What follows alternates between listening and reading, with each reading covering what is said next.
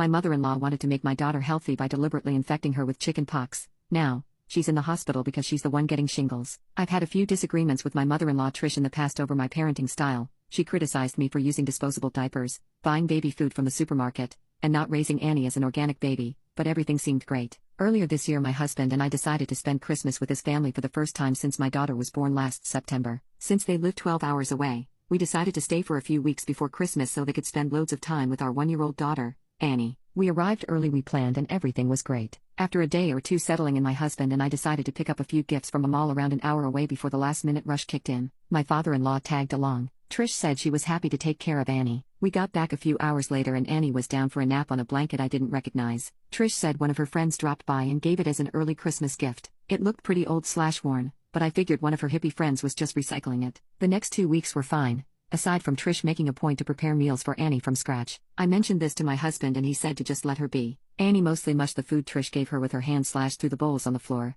as she's been doing at the moment. Trish said it would take her a while to get used to nutritious meals. I was getting sick of her meddling, but it was only for a few weeks, so for the sake of the holidays I let it slide. The day after Christmas Annie was really unsettled and wouldn't stop fidgeting and crying. I took her temperature and she had a fever, so I kept an eye on her for the next few days and it thankfully started to go down. This morning, she started to get a rash and blisters on her arms and legs and I freaked out. I was packing a bag to drive to see a doctor when Trish asked where I was going. I told her Annie had a rash and I was taking her to see a doctor. She got a weird smug smile on her face and told me there was nothing to worry about. When I asked her what she was talking about, she said without even looking at Annie that what she had was just chickenpox. I asked her how she could possibly know that and she casually admitted one of her friend's grandkids had chickenpox a few weeks ago, so she asked them to wipe a blanket over the child's arms, legs, and face and bring it to her house. At this point I couldn't believe what I was hearing, so I asked if that blanket was the gift Annie was sleeping on. She said it was. I lost my poop. To be honest, I don't really remember what I said because I was up most of the night for 2 days checking on Annie. I just unleashed on Trish asking what the F was wrong with her. My husband and father-in-law came to try to calm things down and Trish dug in her heels and said chickenpox was the best and most natural thing for Annie to build up her immunity. I already have a vaccination schedule in place with my pediatrician and she was booked in to get immunized for chickenpox at 18 months. We drove to see the doctor and he confirmed she had it. He said I'll have to cut Annie's nails short and might have to tape socks on her hands while she sleeps because kids so young can scratch until they bleed and that would leave scars. On the drive back my husband started making excuses for Trish, that she was only doing what she thought was best. I couldn't believe he was defending her and we fought most of the way home until I told him to stop talking to me.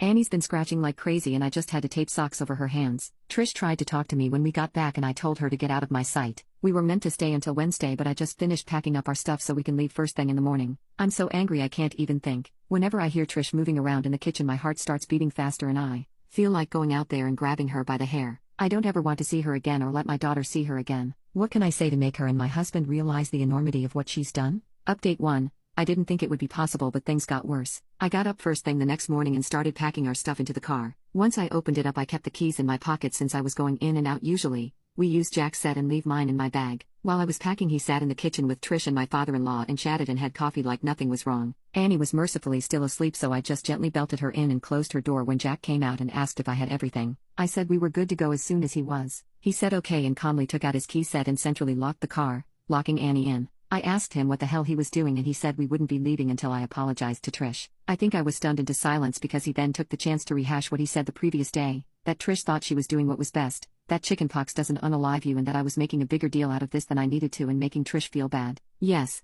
making her feel bad. I told him he needed to stop being a son and start being a father. He screwed up his face and said he would always be Trish's son, and that was the point, that nobody should speak to his mother the way I had the day before, and I needed to apologize to clear the air. I felt like I had entered some kind of weird twilight zone where I had accidentally married a 9-year-old instead of an adult man, so I just asked him to open the car so we could leave. He repeatedly refused, then walked back inside and said he would see me in there when I was acting more reasonable. You can probably guess what happened next. I'd left my bag on the passenger seat, so he probably assumed my keys were in there. Nope. I waited 30 seconds, then just hopped into the car and drove away. My phone blew up with a million calls from him, Trish, and my father-in-law. Eventually my mom and dad and my sister Jess, who I'm super close with, called as well. I briefly texted Jess about what was happening the day before, but she was stunned to get the full blow-by-blow. By the time I was on the open road, I asked her to phone Jack and tell him he could walk home for all I care. Once she heard my side of the story, and not Jack's, which was apparently that I had gone crazy, frightened Trish, snatched Annie, and sped away, she calmed way down. Mom, Dad, and Jess offered to start driving and meet me halfway so I could switch with one of them and wouldn't have to drive the full 12 hours by myself in one day. I was so grateful to see them I pretty much broke down in a truck stop parking lot while I blubbered that I loved them. They all took turns driving while I had a rest. It was super reassuring to talk it over and hear that Trish and Jack are the unreasonable ones. Once we got back, I stayed at my parents' overnight and they said I could stay as long as I needed. The next few days were fairly tense. I was up most of the night making sure Annie didn't scratch, which she did anyway, somehow. And it seemed like she just cried and cried and cried until she was exhausted. She has 5 scars on her face and a few others on her arms from scratching. I know appearances shouldn't matter, but I'm so angry her skin is marked for life now over some stupid bullshit. This whole thing is just something I never expected to happen. I answered one of Jack's calls only to have him start a rant that he didn't recognize this person I had become, so I hung up on him. He was due to come back for the start of the work year, which I wasn't looking forward to, but I figured we could make it work as long as Trish was 12 hours away. Then at like 11 p.m. one night, I got a very short and formal text from my father-in-law via Jack's phone, saying Trish had come down with shingles and was in the emergency room, that Jack was staying there to care for her, and that he would work from their house remotely once the year started back up. Jack's been there for the past few weeks tending to Mama's every whim. I'm sure she's put on an Oscar-worthy performance of having one foot in the grave, and according to Google, it should be any day now that her painful, crusty pustules go gently into that sweet night. A few weeks ago I was honestly so tired and overwhelmed and in disbelief that I didn't know what to do. Now I'm back at home with people who actually care about me. I think I'm starting to realize how lucky I am to see the weird relationship with his mommy this early on. The fact that he cares more about Trish than his own daughter speaks volumes. When he eventually comes back, I think we'll have to have a serious talk about our future together.